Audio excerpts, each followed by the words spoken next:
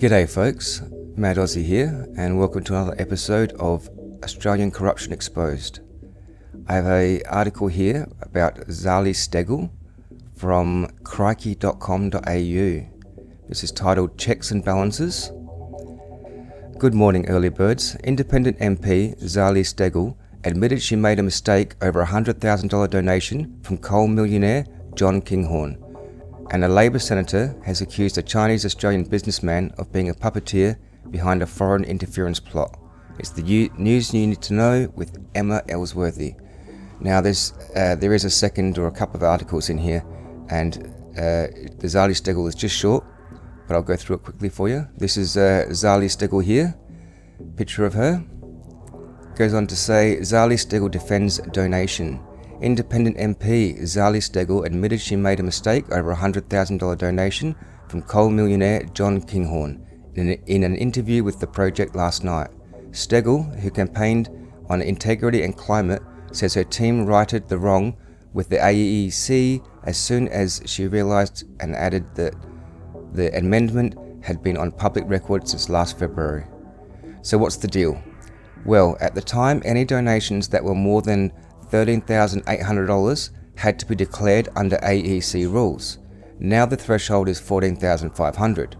So Kinghorn split his 100k donations into 12,500 bite-sized pieces, but, and this is the kicker, it was paid in a single check in an accounting error, as SMH reports.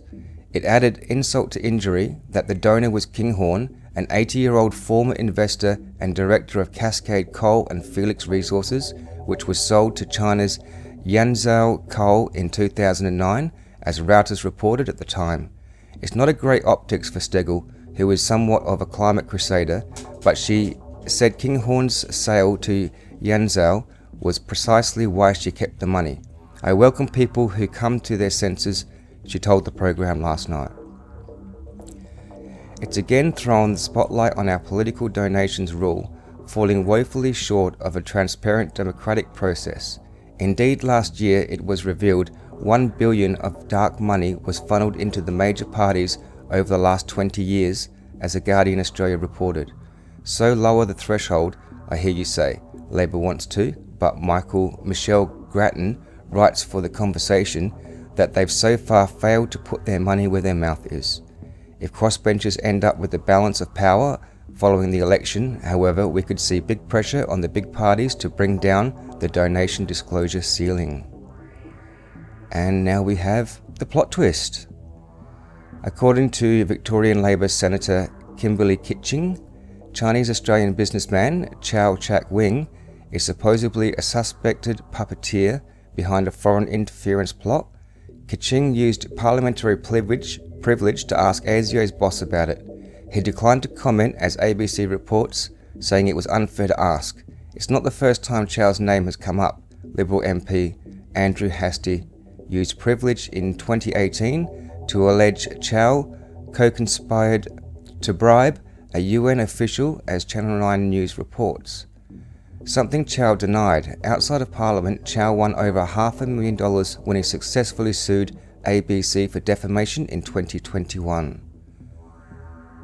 The plot was reportedly in New South Wales and aimed at the Labour Party, as SMH writes, but the country of origin is not publicly known. Last Wednesday, ASIO warned spies use social media and dating apps to reach Australians who have access to classified information. News.com.au reports, Senator James Paterson warned singles, if you are 6 and they are a 10, it might not be your looks that they've been charmed by, it might be your access to classified information.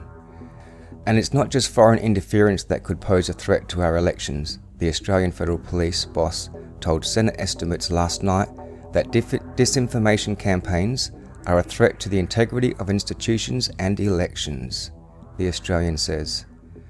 Commissioner Reece Kershaw says that disinformation reaches a criminal level. The AFP would come down with full force, revealing the AFP charged a person for their role in an offensive spam email campaign during two by-elections, 2019 Wentworth and 2020 Eden Monaro. That's the end of this. It does go on to another article, which, I don't know, probably goes into fear-mongering. I'll let you guys can read further if you want to. The link will be in description below. Thanks for tuning in, and I'll catch you guys on the next video.